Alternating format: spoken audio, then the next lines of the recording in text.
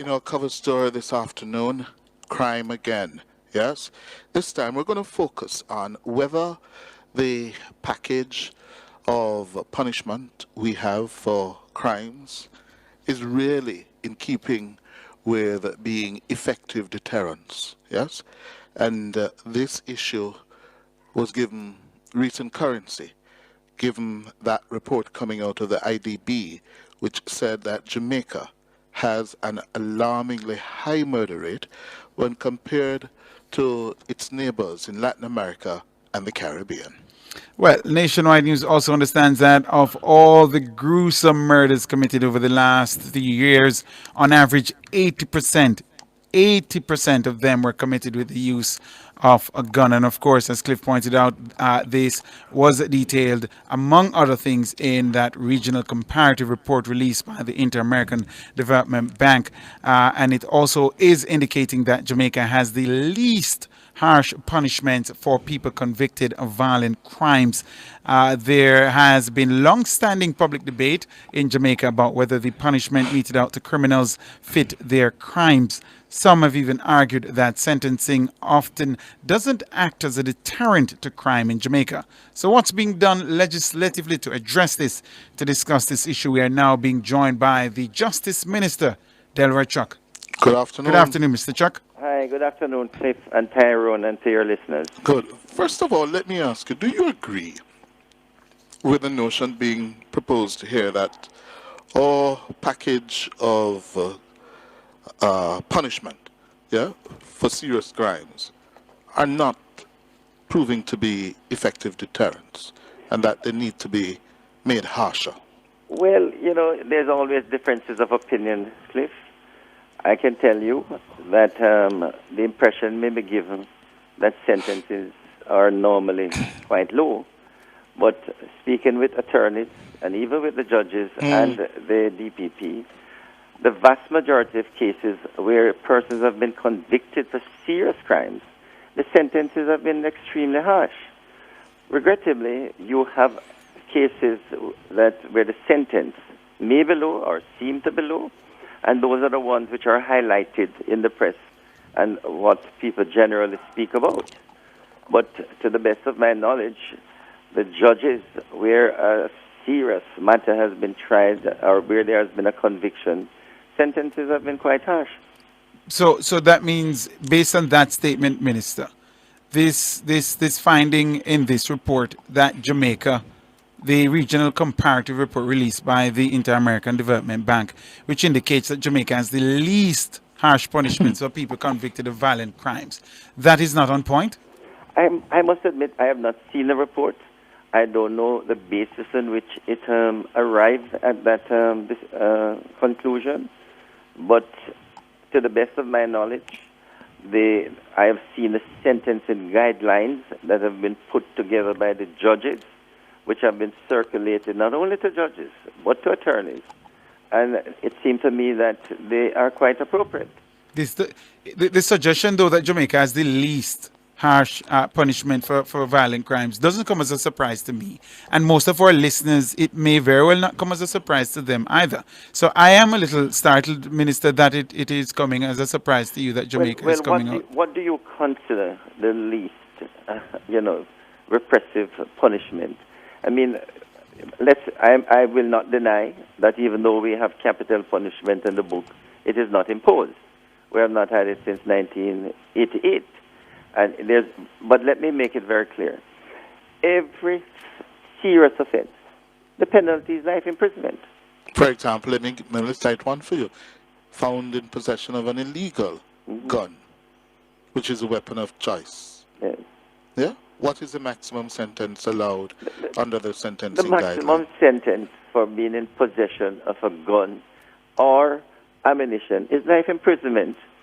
The judge can sentence up to life imprisonment and impose, for example, that you don't get parole until after a certain number of years. Now, one has to bear in mind that the judge frequently has to look at all the circumstances in determining what sentence to finally impose, because there may well be mitigating factors, Cliff, that you have not in part see. I'll give you one good example that I had to defend. I think maybe even your program or on a program is one in which this. You remember this killing that was committed on Old Hope Road, and the sentence was 8 years. The question was whether it was. I don't remember if it was non-capital murder or manslaughter, but the fellow pleaded guilty. I don't know if you recall that. And everybody, it was front page, 8 years for brutal killing. And in a sense, it sounds low. But when you look at the factors, the judge started out and saying, for this conviction, the fellow pleaded guilty. It's 18 years. But because he pleaded guilty, he is entitled to a third reduction. So it reduced it to 12 years. And then he was in custody for 4 years. So he was given the benefit of the 4 years. So he got a sentence of 8 years. So the position is that it comes out at 8 years, but really and truly the sentence appropriate for that crime was 18 years. Mm-hmm. But he got the benefit of having pleaded guilty. And then also the fact that he was in custody at the time, up to the time that he pleaded, up to the time he was sentenced, of having served 4 years in jail. So you say the maximum for illegal possession of a firearm is life imprisonment. That is correct. And the minimum? There's no minimum. And the reason why there's no minimum, Cliff, is that even though in many jurisdictions, legislatures have put in place minimum sentence, I don't think, that's my position, it's appropriate to handcuff the hands of judges because there are so many circumstances that can dictate or influence the judge's decision, that if you say that the minimum should be 10 years or 15 years, then there might be strong mitigating factors where the judge's hands would be tied. I can think of one case, Cliff, where this youngster was found with 3 ammunitions. His explanation was that he found them and he kept them. Okay?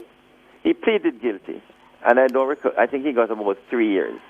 But if you put a mandatory sentence of 10 or 15 years, would that have been appropriate for this young fellow? I think he was 17 or 18. So you see, a judge has to take into consideration the fellow had no previous conviction. He explained how he got picked up the 3 ammunitions, and he got a light sentence, it seems. But if you impose a minimum sentence, you would have, tied the hands of the judges. How much, what was the sentence for him? My recollection, he got 3 years. Okay? And then, you see, Cliff, you have some cases, where the sentence, not only is life imposed, but the judges said will impose no consideration for parole until after 20, 25, or 40 years. That doesn't mean they'll get parole, but they must not even be considered. But the judge can also say life imprisonment with no consideration for parole. And life imprisonment, does that mean you spend the rest of your life? Well, the judges basically can say life imprisonment with no consideration for parole. So the sentence of the court will be, you can't leave. But in most cases, the judges will say life imprisonment with no consideration after 15 years for parole. So it means that after 15 years, they can be considered for parole. Oh. And even though you're given a life sentence, you could serve 15 years and be out back on the streets. That is correct, but you don't have to, It depends on factors such as... But the possibility exists. The possibility exists. But bear in mind, in really egregious cases, the judge can say life means life, no consideration for parole. Mm-hmm. So that is possible. And when that is said, if that is the sentence, that means the person will be locked up for the remainder of their life. Again. Will not see the street again. We have much more to talk about, Justice Minister Chuck. Please stay with us. Listeners, more when we come back from this break.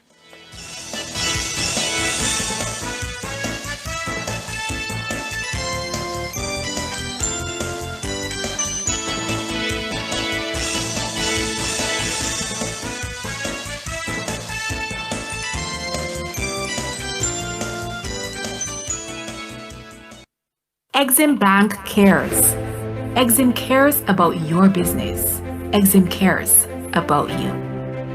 The time by Exim Bank is 13 minutes to 6. Set your table just the way you like it, with those who mean the most. Set your table with Eve, the first family of fine foods. The temperature by Eve is 27 degrees Celsius right here in capital city Kingston and 24 out west in Montego Bay. Brown to Malcolm plays this one on top of the area. Shot towards the target. Saved! That's 2 in a row for McClure. Jamaica is going to the World Cup. Every good football squad needs a goalie with a safe pair of hands. Every future reggae girl benefits from inspiration. Along with economic stability and fiscal discipline, inflation targeting can protect the economy like a goalie with a safe pair of hands. It also benefits future generations.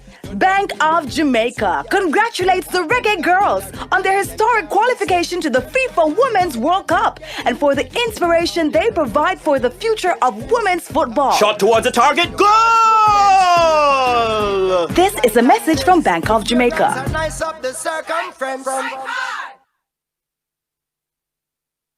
Didn't renew your public passenger vehicle or commercial carriage license in 2020? Well, make use of this great opportunity to operate legally. Submit your application between February 1 and March 31, 2021 to avoid the penalty for late submission. Visit your nearest Transport Authority office or log on to our website at ta.org.jm and apply for your road license. A message from the Transport Authority regulating public transportation to make it safer for all Jamaicans.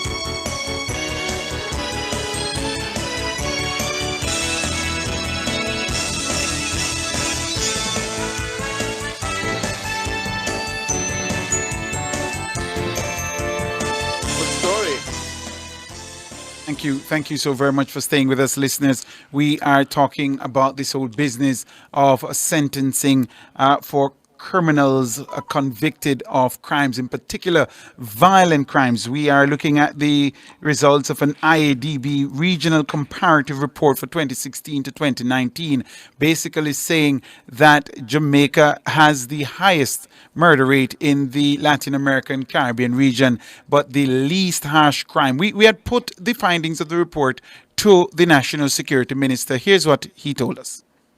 Yes, most unfortunate. I would never be happy with that. I don't and could ever be satisfied with that in any way. Latin America and the Caribbean have the highest murder rate in the globe. But, we need to spend time, look at the data in depth, see what we're doing right and what we need to do in addition to that, and what others are doing, because some of what the others are doing who have gone below our murder rate, we would not wish to do. Elsewhere today, Venezuela, which is number 2, the statistics suggest that for every 100 murders, the police scale 101 criminals. There was a time when it was thought to make us in that direction. We have reversed that totally. We have had a state of emergency without any kind of brutality and police brutality. We're not going back there.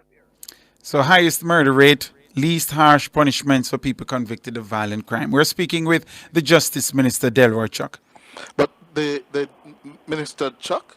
Yes, I'm here. Your colleague, the National Security Minister, came down on the other side of the issue, saying it's unacceptable to continue with this reality. Well, Highest please. homicide rate, but the least harsh punishment. Please, I don't disagree with him. The question is emphasis. The question is procedure and process. Let me say, Cliff, to you, Tyrone, and your listeners, I have no doubt that the justice system is not doing enough, or put it more positively, can do more to deter crime and to send the strongest signal to criminals that they will not get away when their crimes are committed.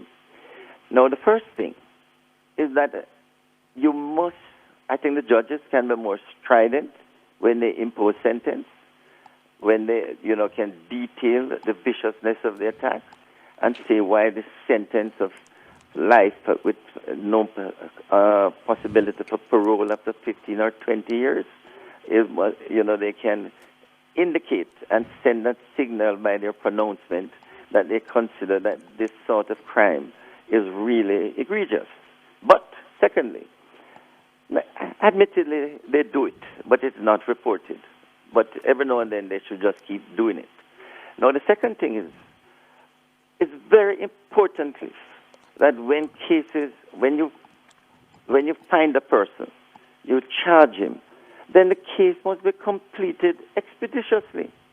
In other words, what is happening, very few cases, serious crimes, the man is charged and convicted within a year, if any.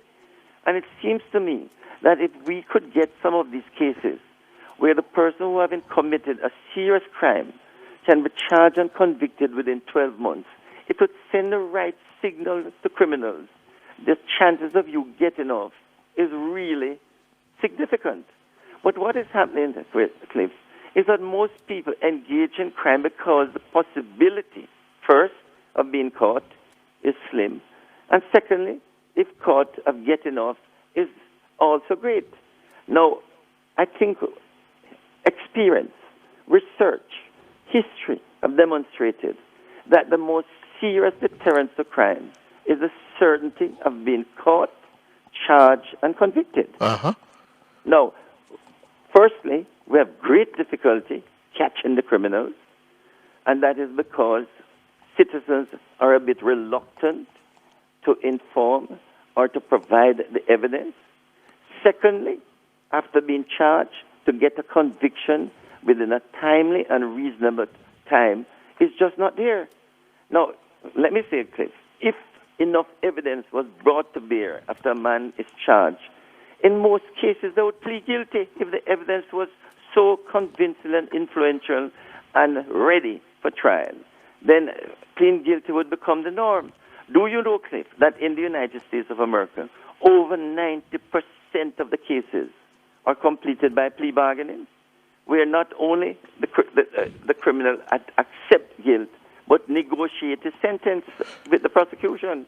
Because in that system, their investigative capacity is far superior. Absolutely. So when they come for you, they say, here we have you in this discussion. That is you're correct. at this location, and they produce the evidence that your attorney say, you know what? Cut a deal. Well, I agree totally, and that is where we need to get to, Cliff, and that would send the appropriate signal. You take a few cases that are in the press now.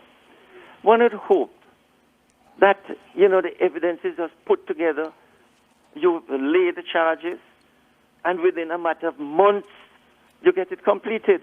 There's absolutely no reason it should be dragging on for another 2 or 3 years.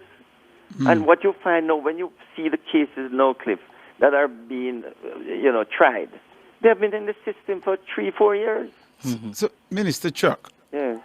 am I hearing from you now then that the sentences we have on the books, we don't need harsher sentences? Is that what I'm hearing from you? No, first of all, it's not a question that you don't need harsher sentence. It is a matter for the judges. One can easily say to the judges that the country is concerned about the sentences. And the truth about it is that I've been to discussions with the judges where they show the sentencing guidelines.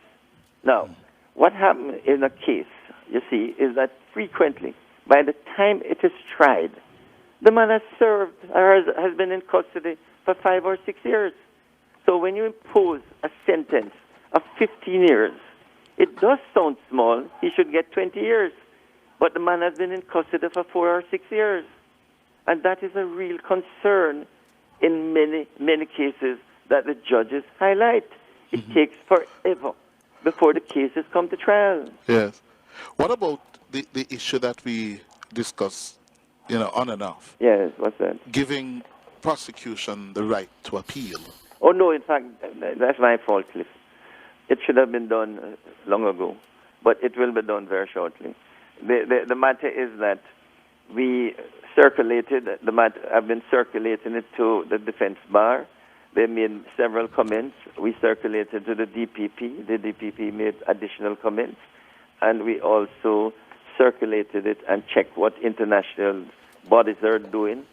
Then Justice Robinson, what's his first name again? That Julian's father, yes, International Court of Justice. He sent a very nice paper about appeals, prosecution appeal.